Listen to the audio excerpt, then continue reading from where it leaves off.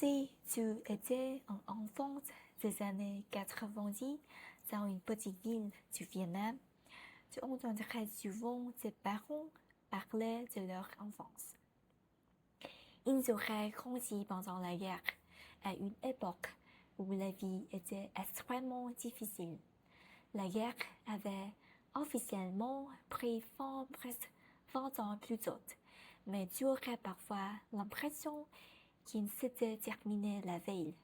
Tu te dirais que tu avais beaucoup de chance et qu'il fallait être reconnaissante de vivre en paix. À l'école, tu porterais un uniforme tous les jours, un foulard rouge à l'école primaire, puis l'insigne de l'union de la jeunesse quand tu seras plus grand. Tu ne remettras jamais cela en question, car ce sera normal partout de la pays. À la maison comme à l'école, tu te demanderais surtout d'obéir. On ne t'apprendra pas vraiment à développer ton esprit critique et on ne t'encourageait pas à poser trop de questions. Même en cours de littérature, il y aurait généralement une bonne façon d'interpréter chaque texte. Tu répondrais simplement les idées des autres en les reformulant avec tes propres mots. Même si une œuvre te dérangeait, tu devrais quand même en dire du bien. Mais ce serait normal, alors pourquoi faire autrement? De toute façon, tu n'aimeras pas la littérature. Personne n'aime ça.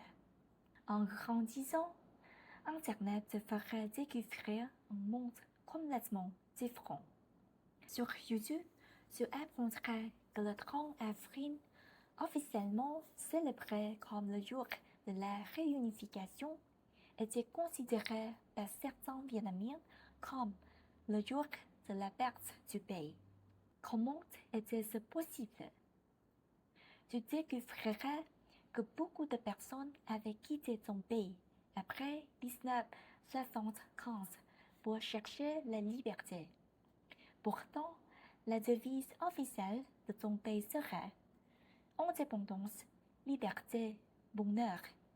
Si la liberté était déjà là, pourquoi ces personnes avaient-elles dû partir pour la trouver ailleurs? Tu seras très perplexe. Ton pays ne sera pas riche, mais ta vie te semblerait agréable. Ta famille ne sera pas aisée, mais tu n'auras jamais souffert de la faim. Ton enfance aurait été heureuse et sans grands soucis. Alors, pourquoi tant de personnes avaient-elles ressenti le besoin de partir? Tu commenceras à suivre les informations avec plus d'attention. Parfois, tu apprendras que des personnes avaient été arrêtées pour des activités contre l'État. Au début, tu penseras peut-être, elles ont sans doute diffusé de fausses informations et maintenant, elles doivent en payer les conséquences. Après tout, il n'y aurait qu'un seul parti politique et à la télévision comme dans les journaux, on en dirait toujours du bien. Personne ne t'aura jamais expliqué que le parti et le pays étaient deux choses différentes. On t'aurait plutôt appris à les voir comme une seule et même chose, comme si aimer ton pays voulait dire être toujours d'accord avec le parti.